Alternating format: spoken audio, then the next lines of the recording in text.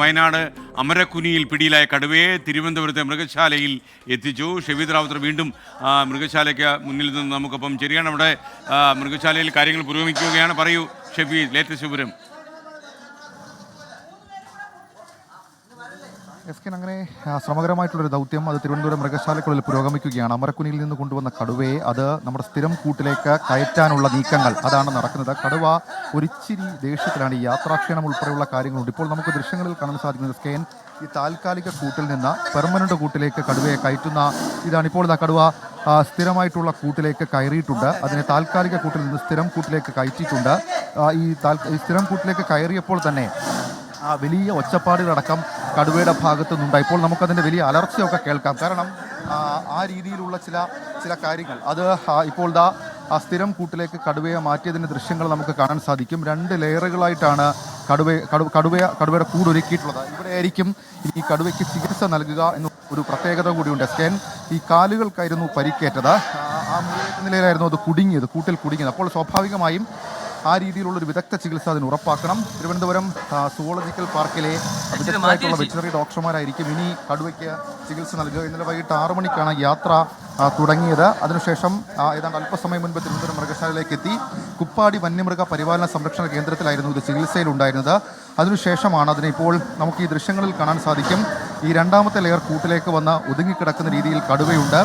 നിലവിലിപ്പോൾ ആരോഗ്യവാനാണ്. ചികിത്സ നടക്കുകയായിരുന്നു, ആരോഗ്യവാനാണ്. പക്ഷേ ചില പരിക്കുകളടക്കമുള്ള കാര്യങ്ങളിൽ തുടർ ചികിത്സ അതിന് ഉറപ്പാക്കണം എന്നുള്ളതാണ് ഏറ്റവും പ്രധാനപ്പെട്ട കാര്യം. നമുക്ക് കടുവയുടെ ദൃശ്യങ്ങൾ കൃത്യമായി കാണാൻ സാധിക്കും. ഇപ്പോൾ മൃഗശാല അധികൃതർ അവിടെ കടുവയുടെ ഒരു സ്വച്ഛന്തമായിട്ടുള്ള അതിൻ്റെ ഒരു വിഹാരം, കാരണം യാത്രയിലായിരുന്നു, യാത്രാക്ഷീണം ഉൾപ്പെടെയുള്ള കാര്യങ്ങൾ കടുവയ്ക്കുണ്ടാകും. മാത്രവുമല്ല ഇന്നലെ വൈകിട്ട് ഏതാണ്ട് ഈ കൊണ്ടുവരുന്ന ഭാഗങ്ങളിൽ അരീക്കോടും പെരിന്തൽമണ്ണയിലും തൃശ്ശൂരിലും MC റോഡിലും ഉൾപ്പെടെ ഇതിന് ചികിത്സ അടക്കമുള്ള കാര്യങ്ങൾ നൽകിയിരുന്നു. ഇതിന് ആരോഗ്യനില അടക്കമുള്ള കാര്യങ്ങൾ പരിശോധിച്ചിരുന്നു. അങ്ങനെയാണ് ഇന്ന് രാവിലെ ഇവിടേക്ക് എത്തിച്ചേർന്നത്. ഇപ്പോൾ ഈ കടുവയുടെ പരിസരത്ത് നിന്ന് ആളുകളെ മാറ്റുകയാണ് സ്കെൻ. കാരണം യാത്രാക്ഷീണമുണ്ട്, മാത്രവുമല്ല ചികിത്സ സംബന്ധമായിട്ടുള്ള ചില കാര്യങ്ങൾ കൂടിയുണ്ട്. അപ്പോൾ ആ രീതിയിൽ അതിന് വിശ്രമം ആവശ്യമാണ്. അതുകൊണ്ട് തന്നെ ആ വിശ്രമത്തിനായി അതിനെ മാറ്റുന്നതാണ് നമ്മൾ കണ്ടത്. ഇപ്പോൾ നമ്മളോടൊപ്പം ഈ മൃഗശാല അധികൃതർ ഉൾപ്പെടെയുള്ള ആളുകൾ നമ്മളോടൊപ്പം ചേരും. എസ്കൻ, ഏതായാലും ആ ദൗത്യം അവസാനിച്ചിരിക്കുന്നു.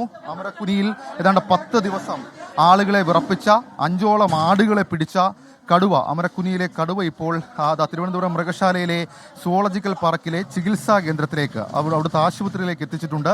ഇനി ഇക്കാര്യത്തിൽ തുടർ തീരുമാനങ്ങൾ ഉൾപ്പെടെയുള്ള കാര്യങ്ങൾ എടുക്കണം. ഇപ്പോൾ തിരുവനന്തപുരം മൃഗശാല അധികൃതർ നമ്മളോടൊപ്പം ചേരുകയാണ്. മാഡം, ഇപ്പം നമ്മുടെ ഇതിന്റെ തുടർ ചികിത്സ സംബന്ധിച്ച കാര്യങ്ങളൊക്കെ തീരുമാനമായത് എങ്ങനെയായിരിക്കും മാഡം? നമ്മൾ ഇപ്പോൾ ഇതിനെ നിലവിൽ ക്വാറന്റൈനിൽ പാർപ്പിക്കുകയാണ് ചെയ്യാൻ പോകുന്നത്.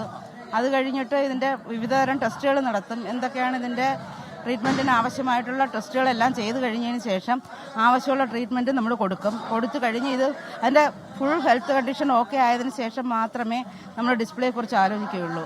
അത്രയേ ഉള്ളൂ. നിലവിൽ ഇപ്പോൾ യാത്രാക്ഷീണം ഉൾപ്പെടെയുള്ള കാര്യങ്ങളുണ്ടോ? യാത്രാക്ഷീണം മാത്രമല്ല, ഇത് ശരിക്കും വയനാട് നിന്ന് കൊണ്ടുവന്ന് അവിടെ വയനാടത്തെ ഒരു ലിസ്റ്റിൽപ്പെട്ട കടുവയല്ല ഇത്. അപ്പം അന്യ സംസ്ഥാനങ്ങളിൽ നിന്ന് ഏതോ വന്നതാണ്. അപ്പോൾ അത് ശരിക്കും പെട്ടെന്ന് നാട്ടിലോട്ട് വന്നു ആൾക്കാരുമായിട്ടുണ്ടായ ഒരു അഗ്രസീവ്നെസ് അതിനുണ്ട്. ആ അഗ്രസീവ്നെസ് കഴിഞ്ഞാൽ മാത്രമേ നമുക്കിതിനെ അപ്രോച്ച് ചെയ്യാൻ പറ്റുള്ളൂ. നമ്മളിപ്പോൾ പ്രാഥമികമായി ക്വാറന്റൈനിൽ പ്രവേശിപ്പിക്കുന്നു, ശേഷം നിരീക്ഷിക്കും. നിരീക്ഷണം കഴിഞ്ഞു ആവശ്യമായ ട്രീറ്റ്മെന്റും കൊടുത്തതിന് ശേഷം മാത്രമേ അത് ഫുൾ ഹെൽത്ത് കണ്ടീഷൻ ആയാൽ മാത്രമേ നമുക്ക് ഫർദർ എന്താണ് ചെയ്യേണ്ടതെന്നുള്ളത് തീരുമാനിക്കാൻ പറ്റൂ. Thank you madam, thank you very much.